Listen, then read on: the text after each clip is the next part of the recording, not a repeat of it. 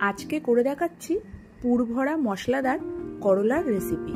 এইভাবে করলা রান্না করলে যা তেতো ভাব একদমই কমে যায় এবং খেতেও খুবই ভালো লাগে, এবং যারা করলা খেতে পছন্দ করে না তাদেরও এই রেসিপিটা খুবই ভালো লাগবে। তার জন্য প্রথমে একটু লম্বা করলা নিয়ে দুভাগ করে কেটে ভেতরের দানাগুলো একদম কুড়ে ফেলে দেবো। এরপর করলাগুলো সব ভাপিয়ে নেবো 10 মিনিটের মতন। ডাইরেক্ট জলে দিয়ে সেদ্ধ করব না।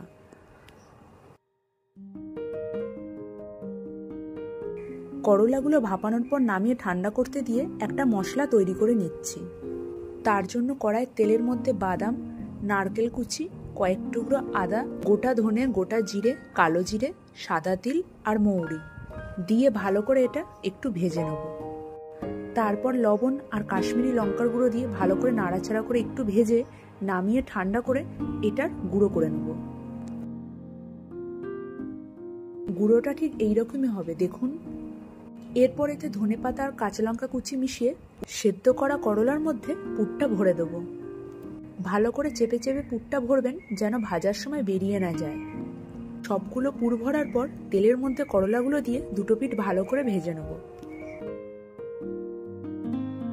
করলাগুলো ভাজার পর কিছুটা পুর পড়েছিল, সেটাও দিয়ে দিচ্ছি। মশলাটা দিয়ে আরেকটু ভালো করে নাড়াচাড়া করে নামিয়ে দেবো। তাহলেই তৈরি হয়ে যাবে মশলাদার পুর ভরা এই করলার রেসিপি।